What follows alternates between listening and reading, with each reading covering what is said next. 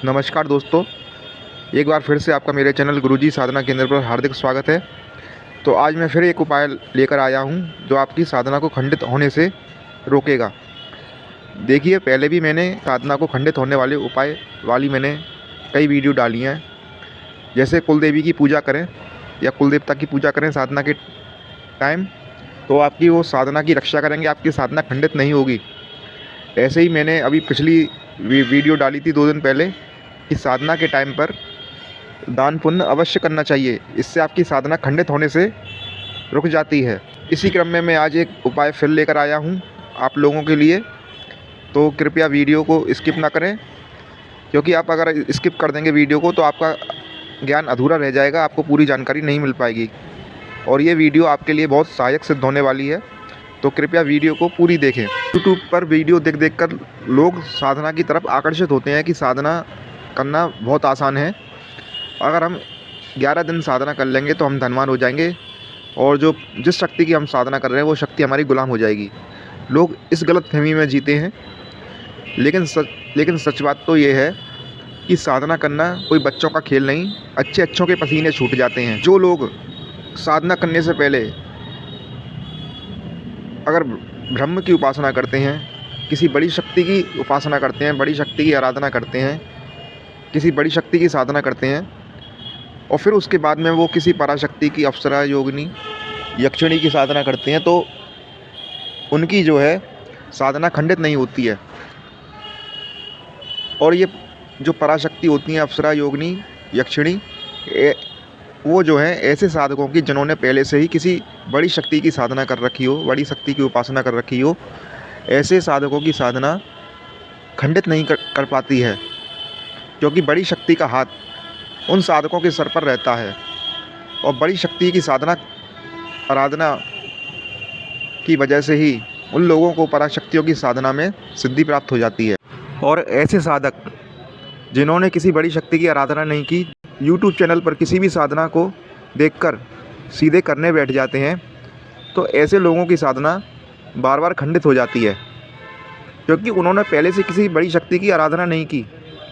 और इसी बात का फ़ायदा उठाकर जिस शक्ति की वो साधना करते हैं, वो पराशक्ति उनकी बार बार परीक्षा लेती है और उनकी बार बार साधना को खंडित कर देती है। तो जिन लोगों ने बड़ी शक्ति की आराधना नहीं की, जिस वजह से उनकी साधना बार बार खंडित हो रही है, तो मेरी पिछली वीडियो को ज़रूर देखें, उन उपायों को करें, तो उनकी साधना खंडित नहीं होगी।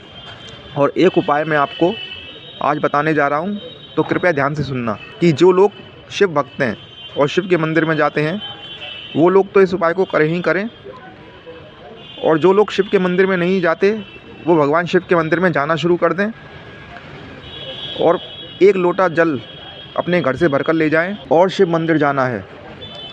और शिव मंदिर में शिवलिंग पर जल चढ़ाते हुए आप जिस शक्ति का मंत्र जाप करते हैं, उस शक्ति का मंत्र पहले बोलें भगवान शिव पर जल चढ़ाते हुए, और फिर बाद में ओम नमः शिवाय, ओम नमः शिवाय का जाप करें। उदाहरण के तौर पर मैं आपको एक बताता हूँ। जैसे मैं किसी अप्सरा का साधक हूँ और मैं शिव मंदिर में रोज़ जल चढ़ाने जाता हूँ। मैं किस तरह से भगवान शिव से अपनी साधना में सिद्धि प्राप्ति की कृपा मांगूंगा। मान लीजिए कि जैसे मैं तिलोत्तमा अप्सरा का साधक हूँ, तो मैं भगवान शिव पर जल चढ़ाते हुए तिलोत्तमा अप्सरा का मंत्र बोलूँगा। बाद में भगवान शिव के मंत्र का संपुट लगा दूंगा उसके पीछे, जैसे ओम ह्रीम श्रीम तिलोत्तमा अप्सराय आगच्छ आगच्छ स्वाहा, नमः शिवाय, ओम नमः शिवाय, च नमः शिवाय। इस तरह से मैं पहले तिलोत्तमा अप्सरा का मंत्र बोलूँगा भगवान शिव को जल चढ़ाते हुए, फिर बाद में नमः शिवाय, ओम नमः शिवाय, च नमः शिवाय का जाप करते हुए भगवान शिव को जल अर्पण करता जाऊँगा। मैं ये भी कह सकता हूँ कि मम अप्सरा सिद्धि प्रदाय, नमः शिवाय, ओम नमः शिवाय, च नमः शिवाय। इस तरह से भी मैं मंत्र को बोल सकता हूँ और भगवान शिव को जल अर्पण कर सकता हूँ। एक उदाहरण और देता हूँ मैं आपको। जैसे मैं विमल सुंदरी का साधक हूँ, तो मैं विमल सुंदरी देवी का मंत्र बोलते हुए भगवान शिव को जल अर्पण करूँगा, तो ये मंत्र बोलूँगा ओम विमल सुंदरी आह नमः शिवाय, ओम नमः शिवाय, च नमः शिवाय। तो मुझको बहुत जल्दी ही साधना में अनुभव होने लग जाएंगे और मेरी साधना भी खंडित नहीं होगी और बहुत जल्दी मुझे सिद्धि प्राप्त हो जाएगी। भगवान शिव की कृपा प्राप्त होगी तो मुझे सिद्धि भी प्राप्त हो जाएगी बहुत जल्द। और किसी भी प्रकार से मेरी साधना खंडित नहीं होगी। और जल चढ़ाने के बाद आपको क्या करना है, जो मंदिर में नंदी महाराज बैठे होते हैं भगवान शिव के सामने, उनके पास जाकर उनके बाएं कान में आपको कहना है कि हे नंदी महाराज, मुझे अप्सरा साधना में या परी साधना में या यक्षिणी साधना में सिद्धि प्राप्त करवा दीजिए। और ये बात कहते समय आपको नंदी महाराज के दाएं कान पर हाथ रख लेना है और बाएं कान में अपनी प्रार्थना कहनी है कि हे नंदी महाराज, भगवान शिव तक मेरी ये प्रार्थना पहुंचा दीजिए कि मुझे अप्सरा साधना में या परी साधना में या योगिनी साधना में सिद्धि प्राप्त करवा दें। तो आपकी ये प्रार्थना नंदी महाराज जो है भगवान शिव तक ज़रूर पहुंचाएंगे। और ऐसा करने से आपको बहुत जल्दी ही साधना में सिद्धि प्राप्त हो जाएगी। आपकी साधना खंडित नहीं होगी, क्योंकि भगवान शिव के शरण में जो जाता है वो खाली हाथ नहीं लौटता।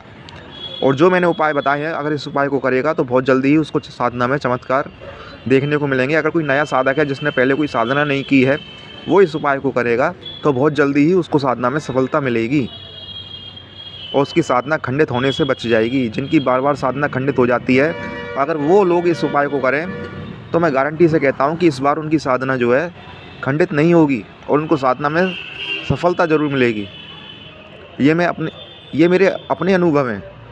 मैं किसी की नकल नहीं करता, वीडियो में कहीं का उठाकर कहीं नहीं डालता। ये मैं आपको सच्ची बात बताता हूँ, अपने वीडियो में अपना अनुभव बताता हूँ। मैं किसी का अनुभव नहीं बताता, सिर्फ अपना अनुभव बताता हूँ जो मैंने अपने जीवन में अनुभव किए हैं और उनमें सफलता प्राप्त की है। केवल वही बात मैं आप लोगों को जो है बताता हूँ। और दूसरा उपाय और सुन लीजिए, जो शिव मंदिर जाते हैं तो अच्छी बात है, बहुत जल्दी उनको साधना में सफलता मिलेगी। और जो लोग शिव मंदिर भी नहीं जा सकते, उन पर इतना समय नहीं है कि घर से बाहर किसी मंदिर में जाएं, तो वो लोग इस उपाय को करें, तब भी उनको सफलता 100% मिल जाएगी। आपने देखा होगा कि ज़्यादातर घरों में 99% घरों में लड्डू गोपाल जी रहते हैं।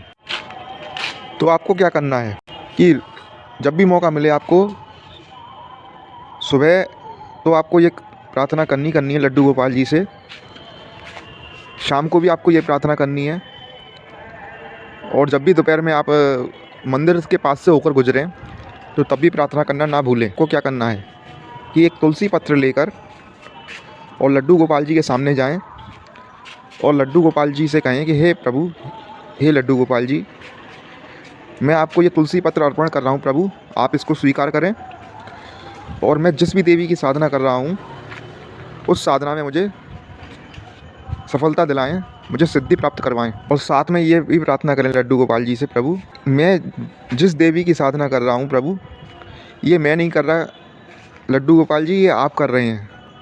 हे भगवान श्री कृष्ण, हे लड्डू गोपाल जी, ये जो मैं अप्सरा की या योगिनी की साधना कर रहा हूँ, ये मैं नहीं कर रहा प्रभु, ये आप कर रहे हैं। करने वाले आप कन्हैया जी, कराने वाले आप लड्डू गोपाल जी, मैं कुछ नहीं कर रहा, मैं तो एक निमित्त मात्र हूँ। और जब आप ये साधना मुझसे करवा रहे हैं, आप ही कर रहे हैं, तो इस साधना में सफलता दिलाने की जिम्मेदारी भी आप ही की है लड्डू गोपाल जी। तो हे प्रभु, मेरी लाज रखिए, ये तुलसी पत्र मैं आपको चढ़ा रहा हूँ, इसको स्वीकार कीजिए और मुझे अप्सरा साधना में या योगिनी साधना में पूर्ण सफलता दिलाइए। तो जब आप लड्डू गोपाल जी से ऐसी प्रार्थना करेंगे तो बहुत जल्दी ही आपको 1 या 2 दिन के अंदर ही आपको साधना में अनुभव होने लग जाएंगे, साधना में चमत्कार आने लग जाएंगे, क्योंकि आपने लड्डू गोपाल जी से ये कहा है कि प्रभु करने वाले आप और कराने वाले आप, और जब आप ये साधना करवा रहे हैं तो सफलता दिलाने की जिम्मेदारी भी आप ही की है। तो जब आप ऐसी प्रार्थना करेंगे तो हो सकता है आपको पहले दिन से ही अनुभव होने लग जाएं इस तरह की प्रार्थना करने पर। और तुलसी पत्र आप अगर ठाकुर जी को प्रेम से चढ़ाएंगे तो वो एक तुलसी के पत्ते पर ही ठाकुर जी आप पर रीझ जाएंगे। एक तुलसी के पत्ते को चढ़ाने से ही कन्हैया जी खुश हो जाएंगे। जैसे जल की धारा चढ़ाने से भगवान शिव खुश हो जाते हैं और अपने वक्त को सब कुछ दे देते हैं, ऐसे ही लड्डू गोपाल जी भगवान श्री कृष्ण जो हैं वो एक तुलसी के पत्ते को चढ़ाने से ही खुश हो जाते हैं। उन्हें कुछ नहीं चाहिए। अगर उनको आप 56 भोग लगाएंगे, बड़े बड़े भोग प्रसाद लाकर चढ़ाएंगे, तो वो उससे खुश नहीं होंगे। एक तुलसी का पत्ता प्रेम से उनको चढ़ा दीजिए और जो चाहिए आपको वो बदले में आप मांग लीजिए। तो बड़े ही प्रेम से ठाकुर जी, कन्हैया जी, लड्डू गोपाल जी आपको खुश होकर वो चीज़ दे देंगे। ये जो है 100% सत्य बात है। मैं ऐसे ऐसे उपाय बताता हूँ आप लोगों को कि कहीं आपको यूट्यूब पर और साधु सन्यासियों पर भी ऐसे ऐसे उपाय देखने को नहीं मिलेंगे। और मेरे उपाय जिन लोगों ने किए हैं उनको फ़ायदा हुआ है। नास्तिक लोगों ने भी अगर मेरे उपाय किए हैं तो वो भी आस्तिक हो गए हैं, उन लोगों को भी फ़ायदा हुआ है।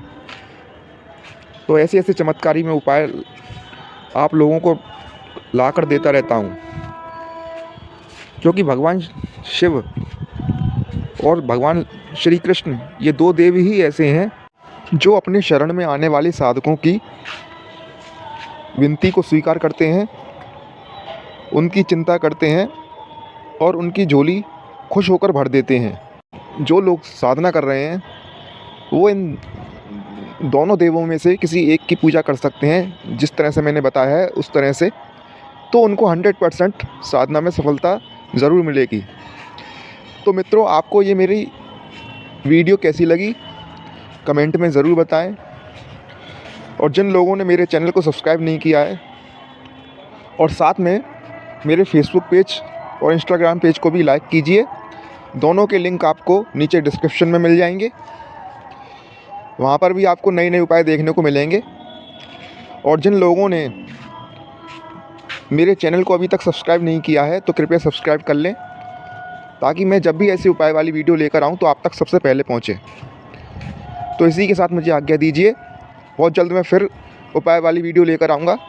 तब तक के लिए जय श्री कृष्ण, जय गुरुदेव।